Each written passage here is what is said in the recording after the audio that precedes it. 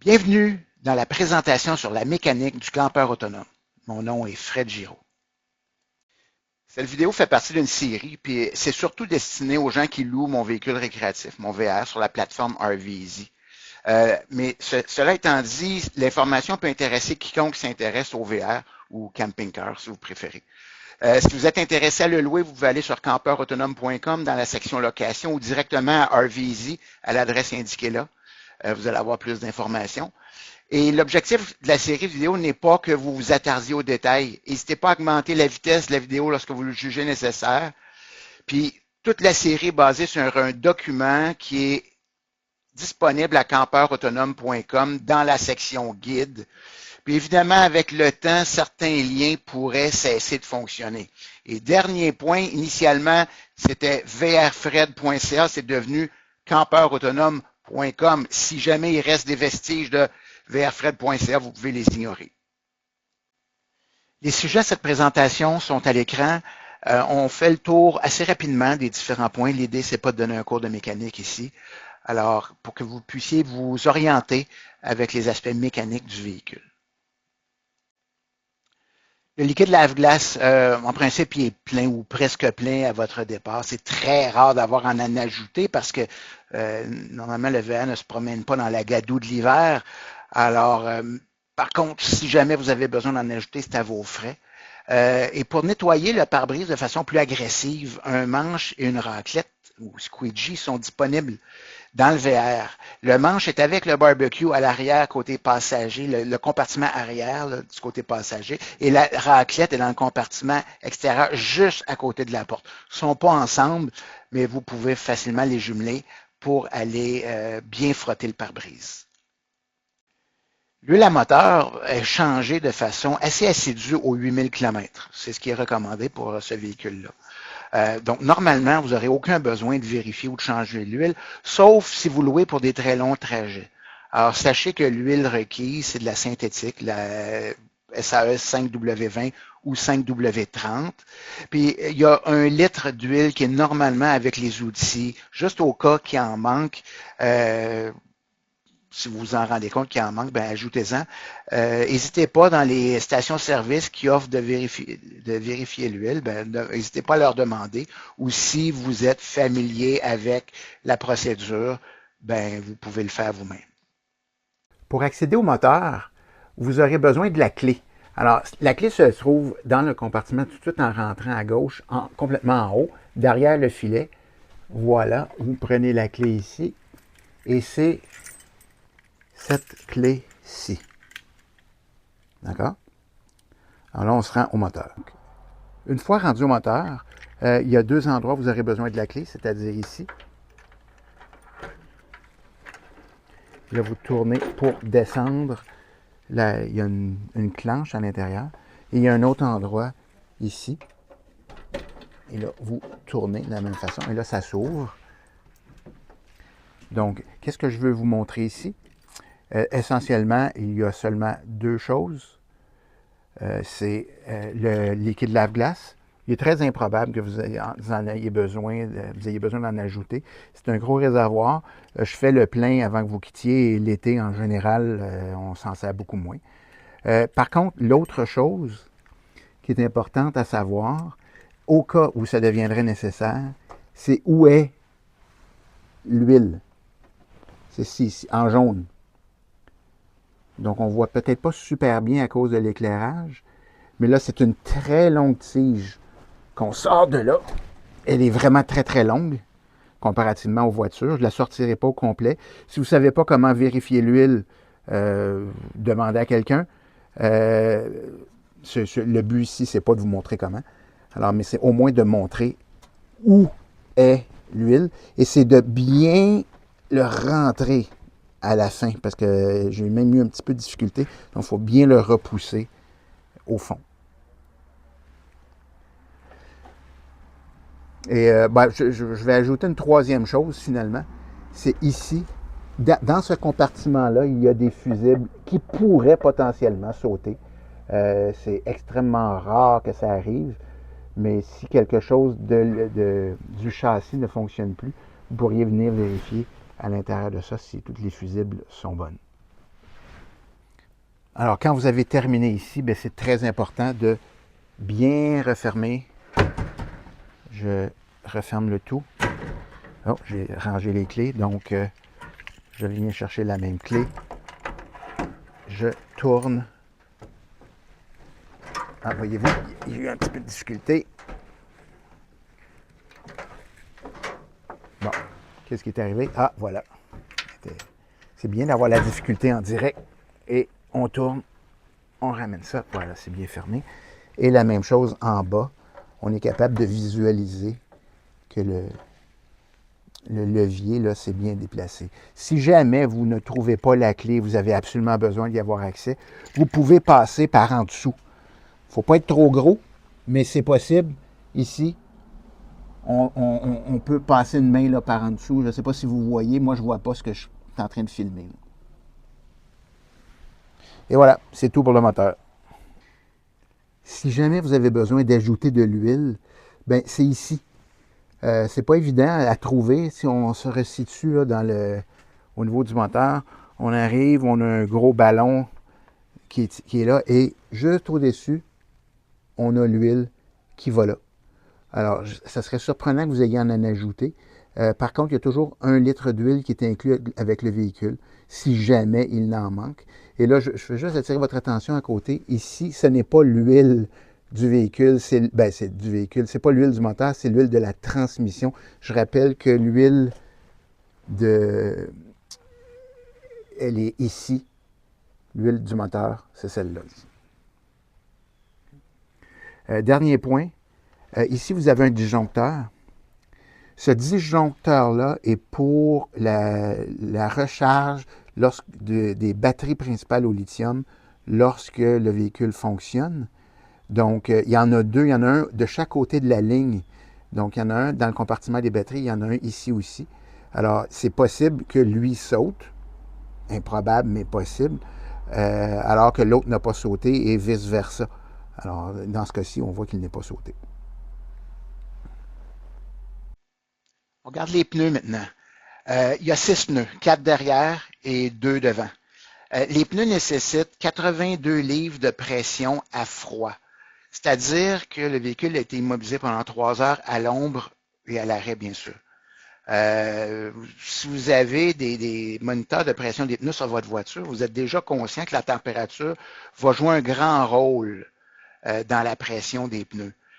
Ici, parce qu'on a une pression de 82 livres, ça peut monter beaucoup. Sur votre voiture, si vous partez, je dis, par exemple, à 36 livres par pouce carré, ce qui est le cas de ma voiture, quand j'arrive à 40, 41 en roulant, je trouve que c'est beaucoup. Mais ici, on part de 82, donc en pourcentage, on peut monter facilement à 95 livres de pression par pneu. C'est pas anormal du tout.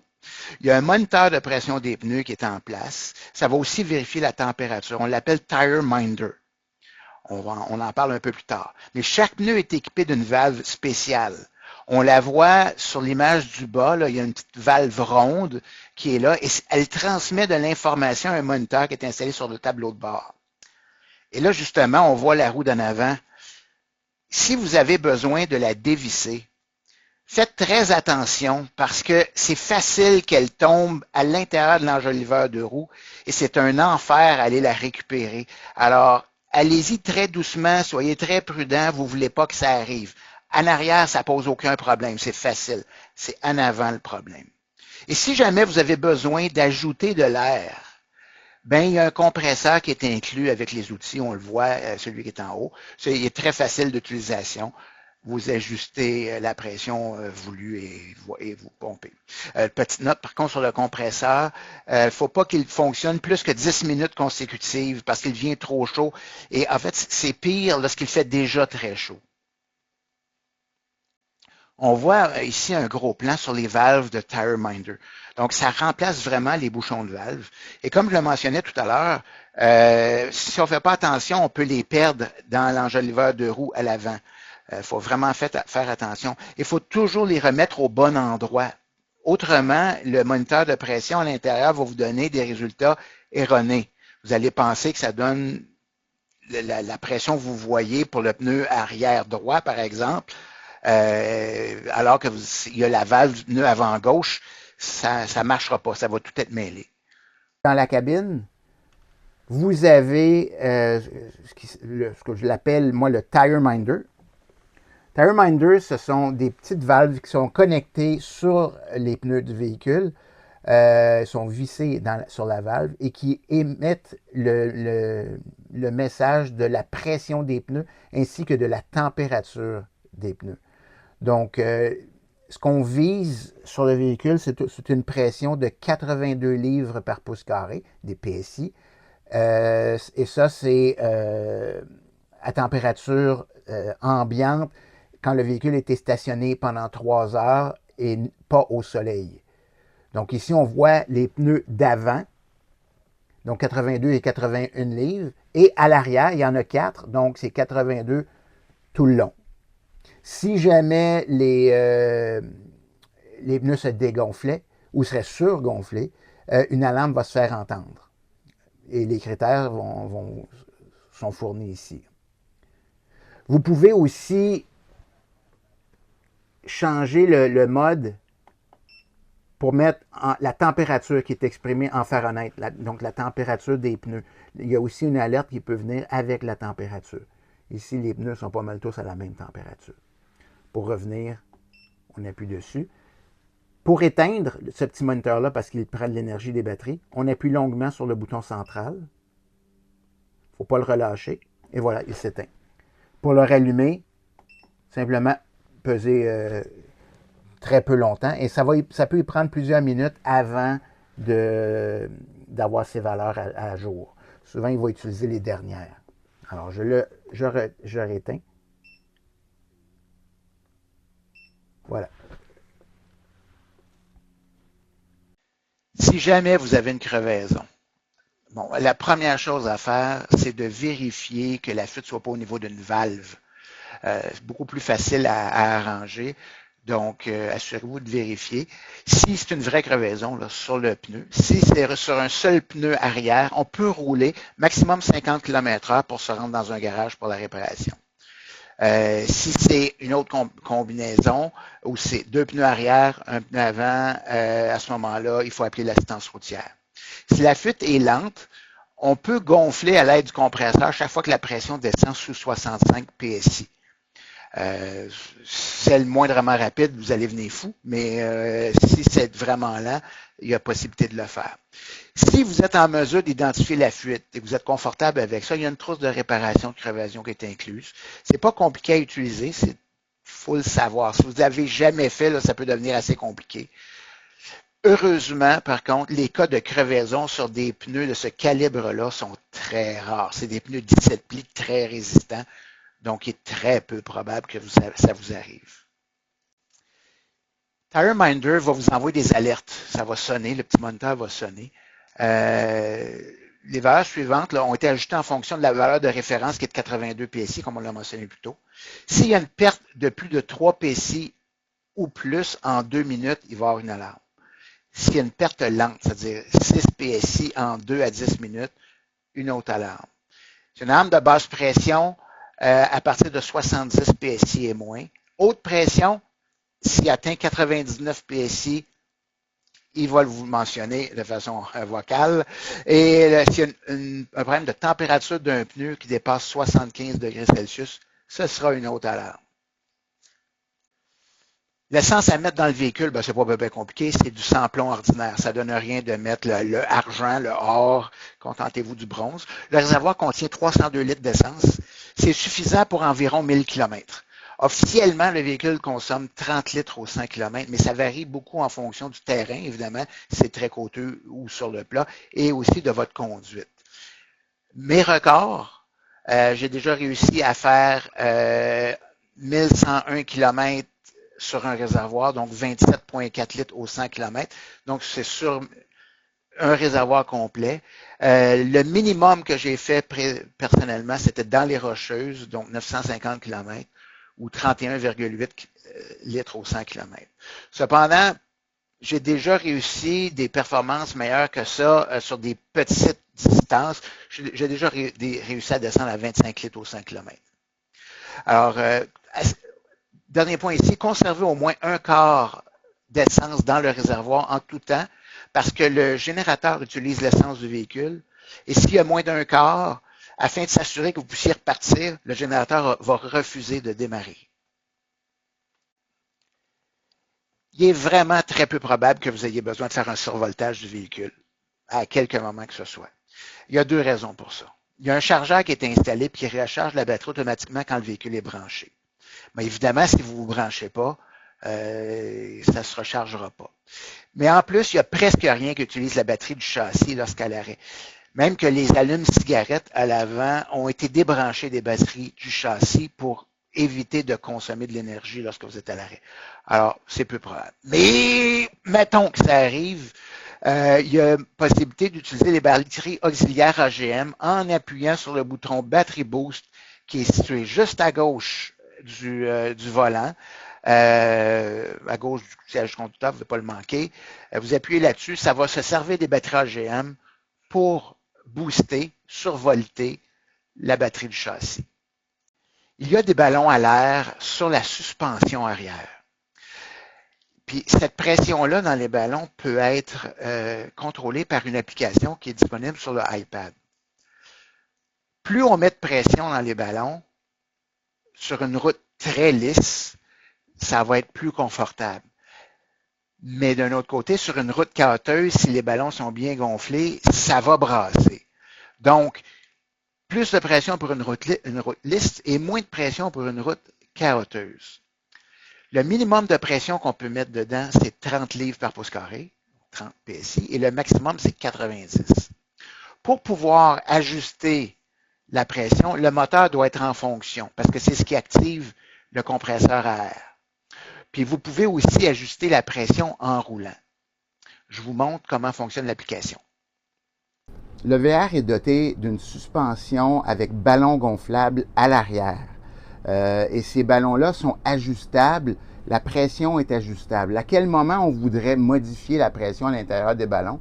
Ben, c'est par exemple une route très chaoteuse, on voudrait peut-être une suspension plus molle. Donc, on diminue la quantité d'air à l'intérieur des ballons. De notre côté, si on roule sur un billard, ben là, à ce moment-là, on peut mettre plus d'air pour avoir une tenue de route plus ferme. Alors, c'est vraiment une question de goût. Mais pour configurer la quantité d'air dans les ballons, ça se passe sur le iPad. Sur l'iPad, vous avez l'application Pack Brake Wireless qui est ici. On appuie dessus. Pour que ça fonctionne, il faut que le moteur fonctionne. Alors là, il s'est connecté automatiquement. Des fois, il ne se connecte pas automatiquement, c'est simplement d'abaisser l'écran. C'est un peu étrange, mais voilà. Donc là, présentement, il dit qu'il y a 66 livres d'air par pouce carré dans le ballon de gauche et 70 dans le ballon de droite. Alors, on peut donc ajuster en utilisant les flèches. On entend le bruit, probablement que vous ne l'entendez pas sur la vidéo. Là, je les ai mis égaux. Ils ne seront pas nécessairement égaux parce que le soleil peut taper d'un côté et ça va faire en sorte que ça réchauffe l'air dans le ballon d'un seul côté. Donc, on a des valeurs inégales. On essaie de les mettre égales, mais ça ne marche pas tout le temps. Alors, ça, si j'y vais comme ça, c'est un ballon de chaque côté, mais je peux aussi combiner en appuyant au centre. Là, vous voyez, c'est individuel. En appuyant au centre, ça devient combiné et là, la quantité d'air va s'ajuster de façon égale dans les deux ballons. Alors, en haut, il y a des presets enregistrés, mais je ne les ai jamais configurés, alors voilà. Le VR est muni d'un stabilisateur de direction. Je vous donne l'information. Il n'y a rien que vous pouvez configurer. On le voit là en noir sur la photo.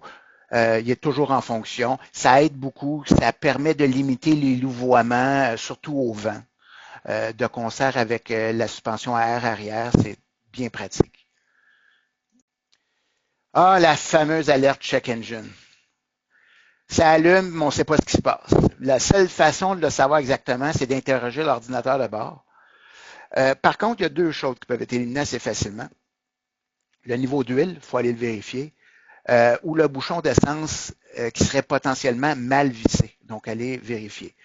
Mais d'habitude, ça va être correct. C'est autre chose. Quand la lumière check engine clignote, ça veut dire qu'il y a urgence. Il y a vraiment un problème sérieux que l'ordinateur de bord a détecté. Si la lumière est fixe, c'est moins urgent. On n'est pas obligé de s'arrêter immédiatement. Maintenant, on veut identifier c'est quoi le problème. On peut aller au garage, mais est-ce que ça va être ouvert? Est-ce qu'il va y avoir de l'attente? Est-ce qu'ils vont pouvoir nous recevoir? Et il y a des frais. Alors, on peut trouver le code d'erreur avec un dispositif qui se trouve à l'intérieur du VR. Ça s'appelle FixedD. Se trouve normalement dans le compartiment au mur à gauche au-dessus de la tête du conducteur. Il y a comme des, je vais l'appeler bibliothèque. À l'intérieur de ça, mettez votre main, vous allez trouver le dispositif FixedD. Pour brancher le FixedD à l'ordinateur de bord, ben, vous voyez sur les photos ici, ça c'est à droite de l'accélérateur, de la pédale d'accélérateur.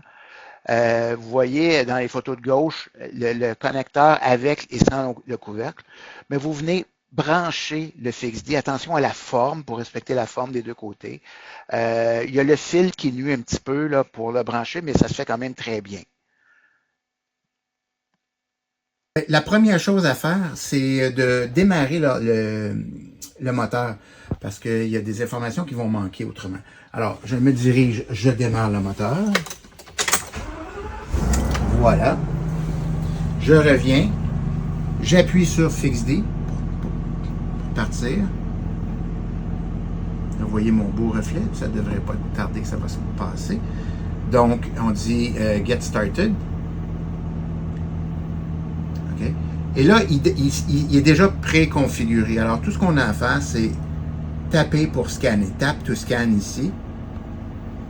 Et là, il va chercher, il va se connecter au véhicule. Okay. Il me demande de confirmer le véhicule. Dans ce cas-ci, c'est le 2014 Ford F53 Motorhome Chassis. Et on y va. Alors, lui, on peut enlever le message.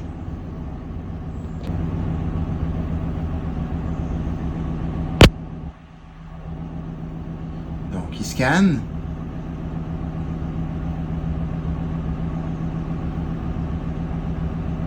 Okay. Ça peut prendre quelques minutes. Donc, pendant qu'il continue, on voit déjà qu'il a détecté un code. Alors, on va aller voir qu'est-ce qu'il y en est. Alors, il dit c'est un code P219A, le Bank One Air Fuel Ratio Imbalance. Okay. Je suis déjà familier avec ce code. C'est un code qui n'est pas problématique et qui est apparu il y a déjà un bon bout de temps. Alors, là, il n'est pas connecté à l'Internet, donc il a de la difficulté à générer certaines réponses, mais ça, c'est pas grave. Alors, j'ai le code, j'ai la description, je peux rentrer à l'intérieur pour savoir qu'est-ce qu'il y en est. Et là, à ce moment-là, si ça vous arrive, vous avez le code, bien, appelez-moi et on discutera de la marche à suivre. Mais normalement, ça va être sécuritaire de continuer sans aucun problème. Lorsque vous avez terminé avec le FixedD, il n'y a aucun problème à le laisser en place. Vous pourriez le laisser là. Par contre, c'est préférable de ne pas le laisser en place, tout simplement parce que c'est possible pour un hacker à ce moment-là de se connecter dessus. Et bon, on veut pas. Mais bien que ça soit très improbable, on l'enlève tout simplement en tirant dessus. Et voilà. Et on le récupère. On essaie de penser de remettre le bouchon par-dessus. Et on le remet à sa place. Officiellement, le VA peut tirer une remorque de 5000 livres. Par contre, je ne permets pas l'utilisation d'une remorque à moins d'une entente préalable, mais de façon générale, on ne l'autorise pas. Le VR est assez bien équipé en fait d'outils. Ça n'en fait pas un atelier de travail, mais ce que vous allez les retrouver dans le compartiment arrière, côté passager, avec le barbecue, les chaises de camping. Au-dessus, on les voit, c'est dans le rectangle rouge. Il y a certains outils qui vont avoir, en bon québécois, on dirait un seal avec un numéro. N'hésitez pas à le briser. L'objectif de ce seal-là, c'est tout simplement de prévenir le fait d'avoir à refaire l'inventaire à chaque fois. Mais si vous en avez besoin, aucune gêne. Donc, de gauche à droite, vous allez retrouver un sac au-dessus de la boîte jaune orange. Il y a des pièces d'équipement là-dedans. En dessous, c'est le compresseur à air. Plus bon, on le voit à peine, c'est 1 litre d'huile. À droite, vous avez encore quelques outils et encore une fois des pièces. Dans la boîte noire, c'est carrément un kit d'outils quand même assez complet. Et complètement à droite, en bleu, c'est le kit de crevaison. Parmi les outils, il y a une perceuse électrique branchable qui peut servir pour la pompe à eau ou encore pour remonter les pistons hydrauliques si jamais ils sont pris. Autre sujet, mais oui, vous avez une perceuse électrique. Nous arrivons à la conclusion de cette vidéo. Je veux vous dire merci de l'avoir visionné, mais aussi de ne pas stresser avec les explications si ça vous apparaît complexe. Ça va devenir concret si vous louez le VR ou un VR, quel qu'il soit. Je suis juste un maniaque qui veut simplement que vous fassiez le meilleur voyage qui soit. Il y a d'autres vidéos qui sont disponibles, soit sur campeurautonome.com ou encore directement sur YouTube, à ma chaîne YouTube. Si vous avez apprécié la vidéo, c'est apprécié que vous cliquiez sur j'aime, ça me le fait savoir. Et n'hésitez pas non plus à vous abonner au canal YouTube. Et si vous avez des questions, des commentaires, n'hésitez pas à me les envoyer soit dans les commentaires de la vidéo via campeurautonome.com ou par message sur la plateforme RVeasy. Je vous souhaite une excellente journée.